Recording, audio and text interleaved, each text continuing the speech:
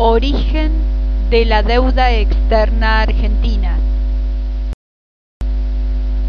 1973-1978.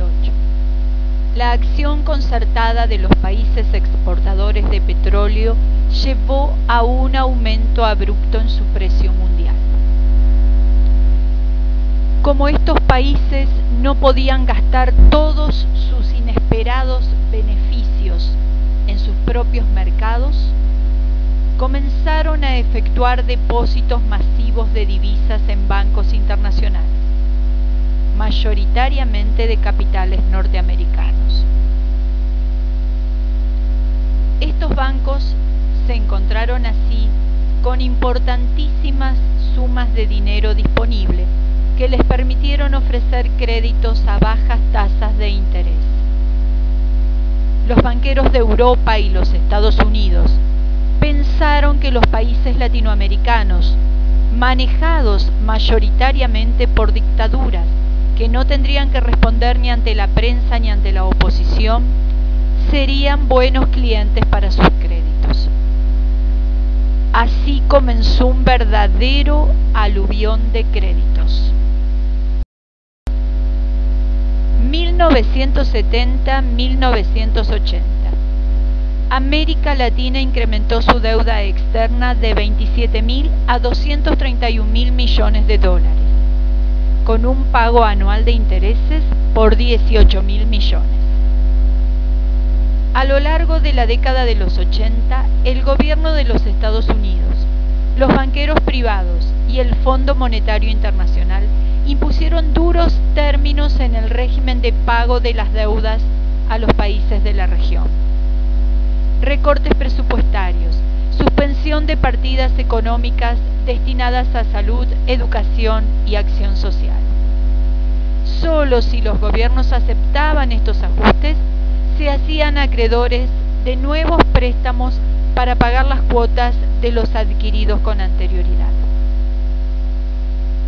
Estas reformas, sugeridas por los banqueros y los organismos internacionales de crédito, incluían la apertura de la economía al mercado y a las inversiones extranjeras, y el fin del Estado benefactor. Estas medidas de neto corte neoliberal requerían ajustes estructurales en la política económica y significaron el abandono de las políticas económicas y sociales basadas en la industrialización y la expansión del salario y el mercado interno en los países latinoamericanos.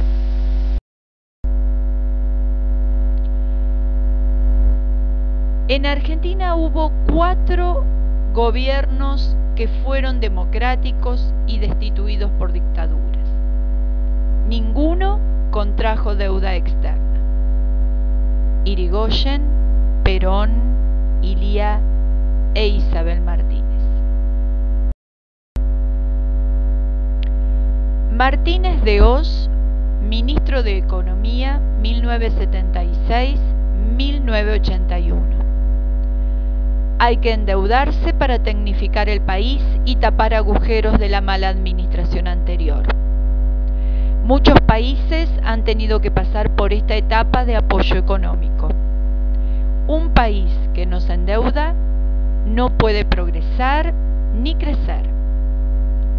Martínez de Hoz, Klein y el Fondo Monetario Internacional estipulan mensualmente la cantidad de dinero y destino de los préstamos. El fondo llevaba el control del endeudamiento y daba seguridad a los acreedores de cobro a futuro.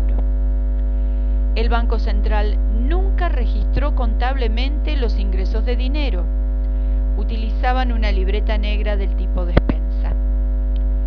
La firma de un funcionario pidiendo un préstamo era suficiente para que llegue el dinero que luego quedaba en el camino en el Tesoro Nacional para determinar su destino. Había mucha gente vinculada con esta estafa: funcionarios públicos, gerentes, empresarios, directores, todos delincuentes internacionales que trabajaban para la usura de la banca externa y para sus propios intereses.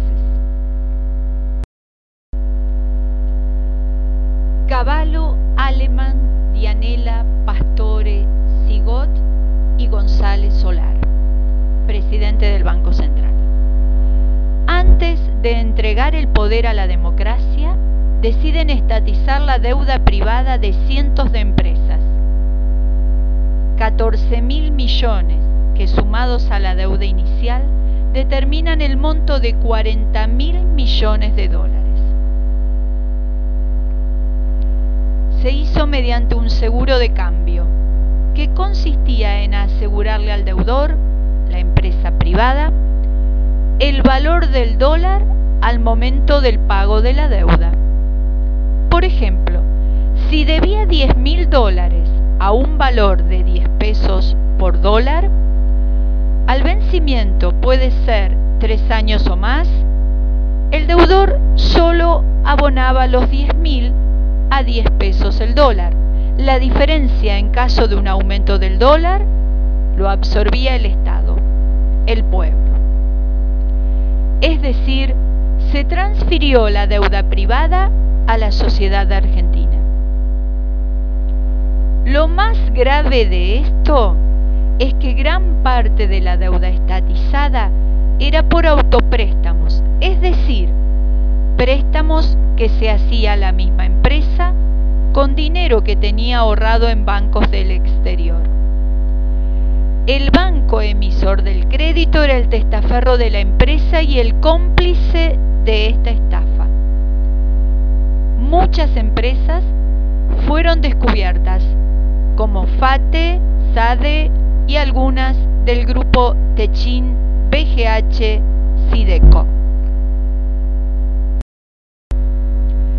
Las siguientes empresas se beneficiaron con la estatización: Autopistas Urbanas, Celulosa Argentina, Asindar, Bridas, Alpargatas, Siderca, Sebel, IBM, Mercedes-Benz, ESO, Fiat, Ford, Pirelli, Loma Negra. Bancos de Italia, Río, Francés, Londres, Galicia y otros más.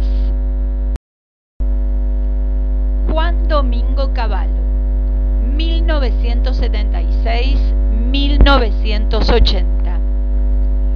Transfirió la deuda al Ministerio de Economía, pero este a su vez le propone al Citibank que administre la deuda argentina junto a otros 7 bancos de su dependencia.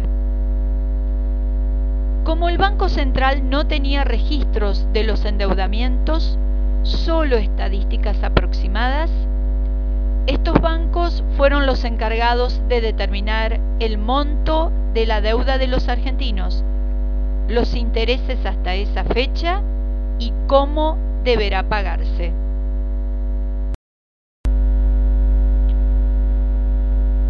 Carlos Menem, Fernando de la Rúa,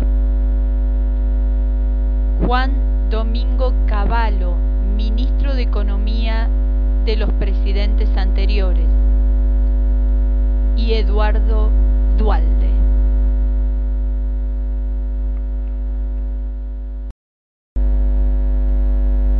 Década del 80, Plan Brady.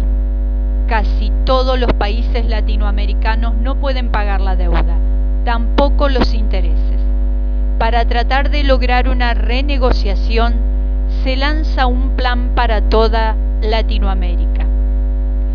En aquel momento se pensó que el Plan Brady era la solución final al tema de la deuda sudamericana. Plan Brady. Se trataba de un canje de deuda. 1. Los bancos internacionales tenían bonos de cada país como garantía de la deuda contraída. Eran bonos de baja calidad por incobrables. Esos bonos valían poco y podían ser recomprados por el mismo país para achicar su deuda, como fue el caso de Brasil. 2. A partir del Plan Brady, Estados Unidos garantizaba esos bonos. Ahora eran de alta calidad con el mismo Tesoro americano, por lo que tomaron valor y pasaron de 18 centavos cada uno a $1, es decir, se multiplicó por 5. 3. Estos bonos fueron vendidos por los bancos tenedores a sus distintos clientes. De aquí en más, los bancos cobraron y los clientes serían los nuevos acreedores de la deuda argentina. 4. La entrada a este plan nunca fue tratada en el Congreso de la Nación, como así tampoco se trataron los nuevos pedidos de préstamos internacionales. Se podía haber comprado los bonos viejos a bajo precio y hoy tendríamos una deuda sumamente controlada. El Congreso debería determinar concretamente cuánto se adeuda realmente y cuál fue el destino de los montos pedidos.